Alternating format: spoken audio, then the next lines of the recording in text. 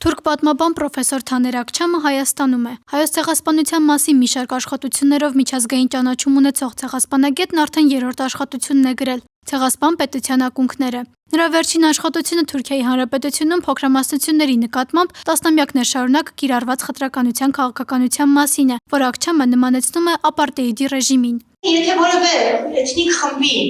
սոցիալական, քաղաքական, մշակութային տվյալ երկրի կյանքում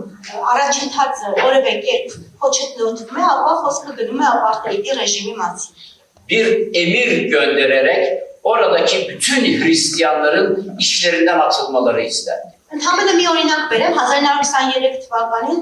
բոլոր Ստամբուլի բոլոր պաշտոնների հետ կապված մի հրաման հայտնվեց, որ ըստ որի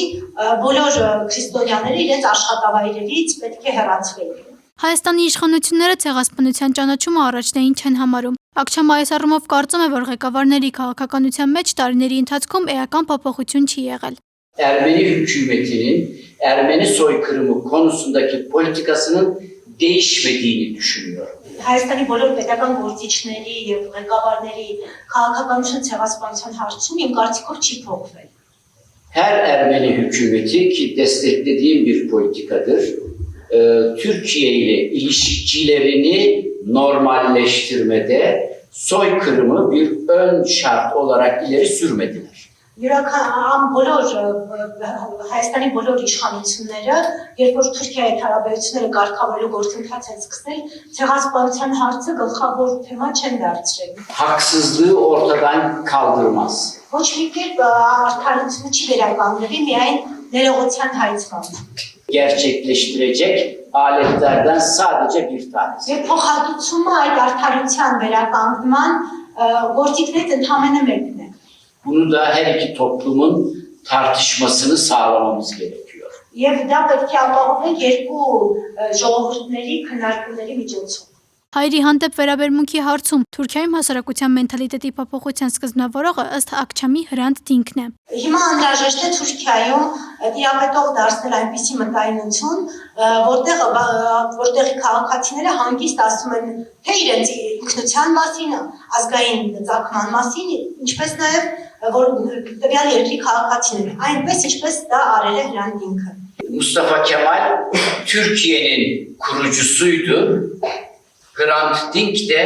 bizim idealimizdeki yeni Türkiye'nin kurucusu olacaktır. Ես մի համեմատություն արեցի գրքում եւ նշեցի, որ եթե Աթաթուրքը Թուրքիայի Հանրապետության հիմնադիրն է, ապա Հրանտ Դինքն էլ մեր նոր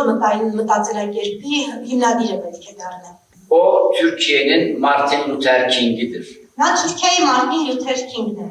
It was Hrant Dink that changed. Հրանտ Դինքն էր, ով փոխեց թուրքական հասարակության վերաբերմունքը հայոց ցեղասպանության հանդեպ։ We are indebted to Hrant. Մենք պարտական ենք Հրանտին։ Duty to follow his footstep and Մեր պարտքն է քայլել նրա ճանապարհով եւ պայքարել Թուրքիայի եւ Հայաստանի միջև հարաբերությունների կարգավորման համար։ the Turkish civil society. Ես վստահ եմ, որ թուրքական քաղաքացիական հասարակությունը, մասնավորապես քրդական քաղաքացիական հասարակությունը, հաջողություններ է ունեցել։ Մենք կարող ենք շատ բաներ փոխել Թուրքիայում։ Կարող եմ ասել, որ հայոց ցեղասպանության հանդեպ ընդհանուր վերաբերմունքը մի փոքր փոխվել է։ Do you think that դուք կարծում եք, որ Թուրքիայի կողմից ցեղասպանության շղթելը առաջին աշխարհամարտում պարտության արձագանքն է։ No, from the beginning, actually, the denial of Turkish government. Ոչ, իրականում հենց սկզբից հայոց ցեղասպանության կազմակերպման օրից Օսմանյան կառավարությունը սկսեց դրա մերժումը։ Դա կապ չունի պարտության հետ։ Դրանք կազմակերպված գործողություններ էին։ Սա ընդհանրական կանոն է։ Every state that commits a crime. Յուրաքանչյուր պետություն, որը հանցագործություն է կատարում, փորձում է թաքցնել դրա հետքերը։ Սա արել է Օսմանյան կառավարությունը եւ նրանք շարունակում են նույնն անել այսօր։ Այն, որ Թուրքիան կճանաչի ցեղասպանությունը հնարավոր է միայն քաղաքական պայքարի միջոցով։ Հակառակ դեպքում Թուրքիան շարունակելու է շղթել, ինչպես այսօր շղթում է արցախցիների իրենց հայրենիքում ապրելու իրավունքը։ Մինչդեռ ըստ պատմաբանի արցախցիները վերադառնալու իրավունքը միշտ կունենան եւ պետք է պայքարեն դրա համար։ Անի Հովանեսյան, Արթուր Մաղաքյան, Գևորգ Սյանոսյան, Renews Armenia։